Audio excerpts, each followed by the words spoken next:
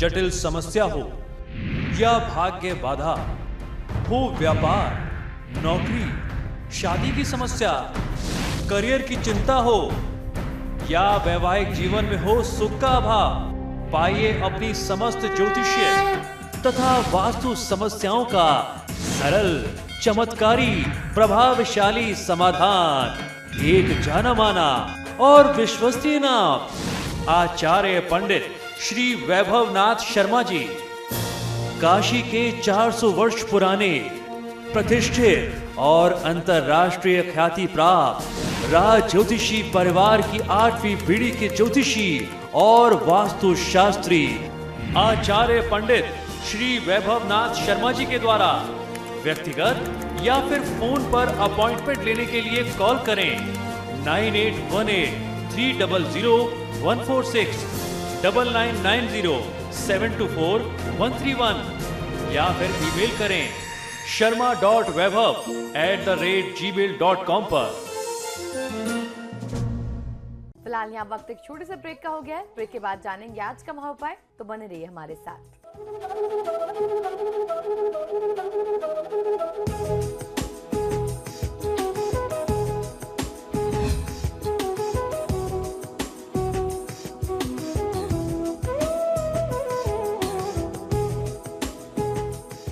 Break के बाद आपका स्वागत है। चलिए अब जान लेते हैं कि आज का महाउपाय क्या है। जी बिल्कुल, आज का महाउपाय बहुत ही विशेष है क्योंकि आज निर्जला एकादशी, और निर्जला एकादशी के बारे में कहते हैं कि ये साधना का अनूठा पर्व है। ज्येष्ठ मास के शुक्ल पक्ष की एकादशी को निर्जला एकादशी कहा जाता है। एक और ज्येष्ठ मास की भीषण गर्मी, जिसमें सूर्यदेव अपनी किरणों की प्रखर ऊष्मा से मानो अग्नि वर्षा कर रहे हों। आजकल पारा वैसे ही 45-48 डिग्री तक रहता है।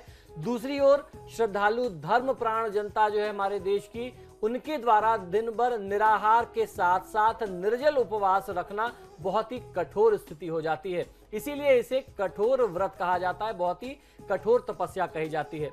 सूर्योदय से सूर्यास्त तक ही नहीं अपितु दूसरे दिन द्वादशी प्रारंभ होने के बाद ही व्रत का पारायण किया जाता है। अतः पूरे एक दिन एक रात तक बिना जल ग्रहण किए हुए, बिना पानी पिए रहना, वह भी इतनी भीषण गर्मी में, तो ये बहुत कठिन हो जाता है। और भारतीय उपासना पद्धति में कष्ट सहिष्णुता की पराकाष्ठा माना जाता है। हमारे धर्म ग्रंथों में इस पर्व को आत्म संयम की साधना का अनूठा पर्व माना गया है। इसमें इस प्रकार से साधना करते हैं कि आपके शरीर की जो जरूरतें हैं उसको भी आप रोक सकें, आप अपनी इंद्रियों पर नियंत्रण कर सकें।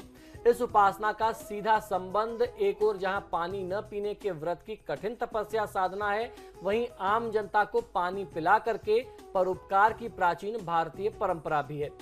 निर्जला एकादशी व्रत के बारे में महाभारत में महर्षि वेदव्यास जी के वचन है कि पूरे वर्ष में होने वाली एकादशी, जिनमें अधिमास भी सम्मिलित होता है, यदि कोई न कर सके तो भी वह निर्जला एकादशी का व्रत अगर जातक करता है तो उसे सभी एकादशियों के व्रत का पुण्य फल जो होता है वह प्राप्त हो जाता है।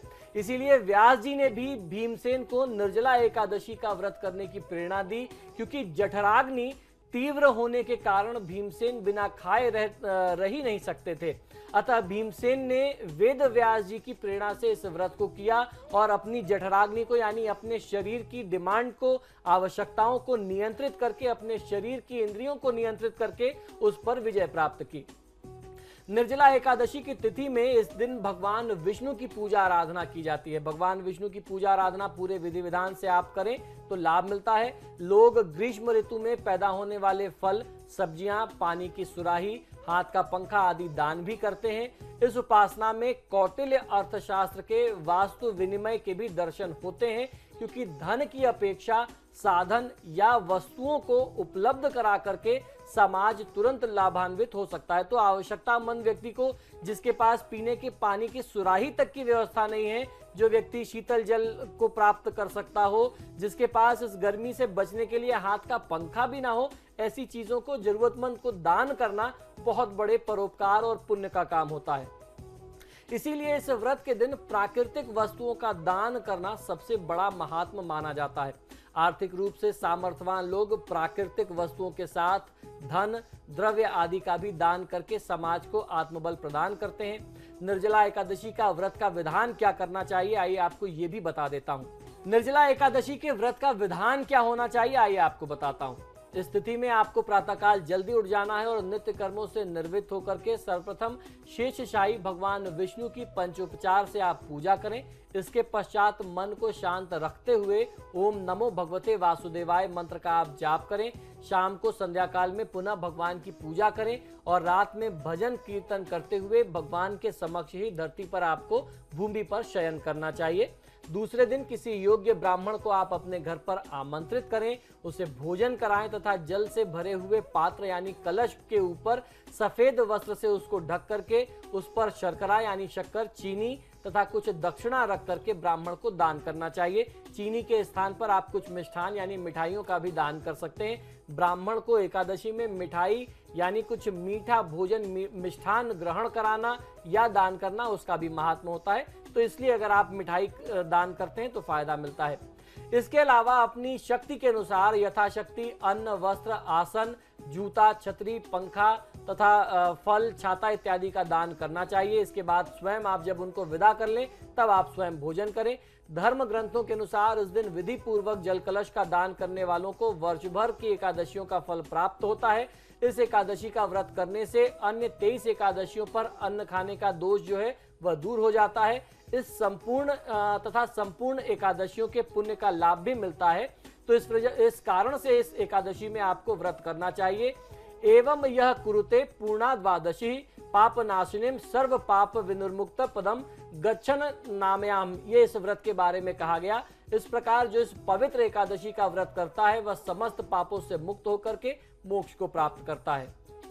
तो इस प्रकार से आप ये व्रत का पालन कर सकते हैं। आइए जानते हैं कि एकादशी पर 7 महत्वपूर्ण उपाय कौन से हैं जो आपको करने चाहिए, जिससे भगवान विष्णु आपसे प्रसन्न होकर के आपकी मनोकामना पूरी करते हैं।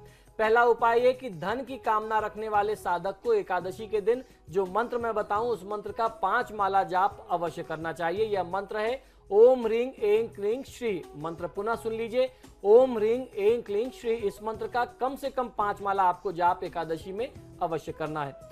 दूसरी बात यह कि यदि आप निरंतर कर्ज की स्थिति में फंसे रहते हैं तो एकादशी की तिथि में घर के आसपास किसी भी पीपल के वृक्ष पर जल समर्पित करना चाहिए, जल का अर्घ देना चाहिए और शाम के समय में देसी घी का एक दीपक वहां पर जलाना चाहिए।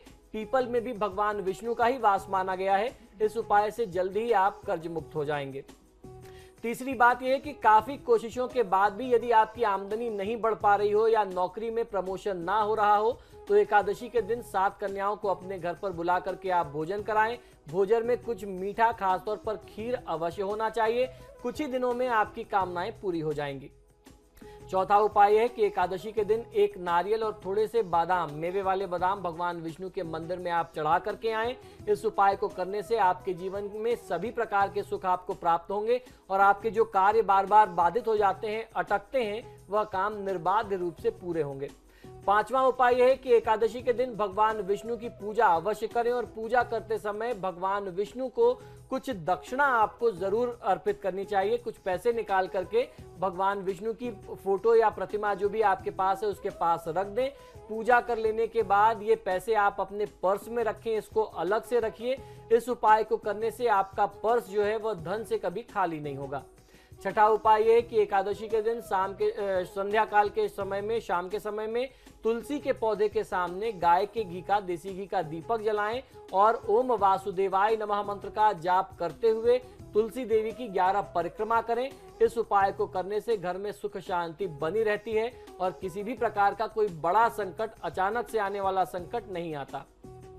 सातवां और आखिरी उपाय यह है कि एकादशी के दूसरे दिन यानी द्वादशी की तिथि में ब्राह्मण को आमंत्रित करके उन्हें भोजन कराना चाहिए। भोजन के उपरांत दक्षिणा, वस्त्र, अन्न इत्यादि दे करके भेंट स्वरूप आप उनको दे करके विदा करें। इससे आपको और आपके परिवार को हर प्रकार से लाभ मिलेगा। तो इस तरीके से मैंने आपको ये 7 उपाय बताए। इन 7 उपायों को आप अपने जीवन में अपनाते हैं, खासतौर पर एकादशी की तिथियों में अगर आप इनको प्रयोग में लाते हैं तो आपको लाभ अवश्य मिलता है। भगवान विष्णु की कृपा से आपके जीवन में, आपके परिजनों के जीवन में जो भी कष्ट होते हैं, जो समस्याएं होती हैं, उसमें आपको फायदा मिलेगा। और बहुत सारे ऐसे छोटे छोटे उपाय हैं जिनको आप कर सकते हैं।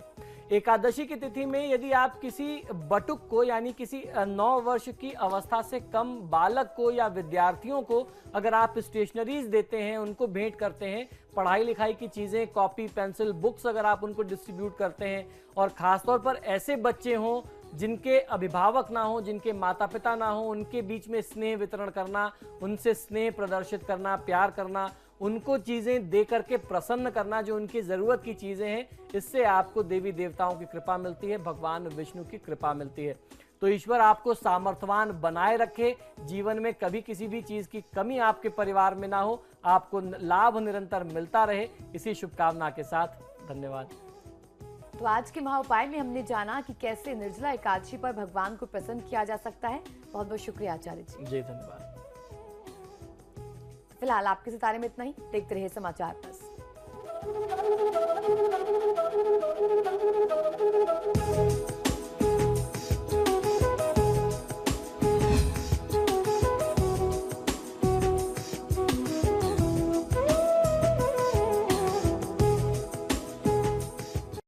जटिल समस्या हो या भाग्य बाधा, हो व्यापार, नौकरी, शादी की समस्या, करियर की चिंता हो या वैवाहिक जीवन में हो सुख का अभाव, पाइए अपनी समस्त ज्योतिषीय तथा वास्तु समस्याओं का सरल, चमत्कारी, प्रभावशाली समाधान।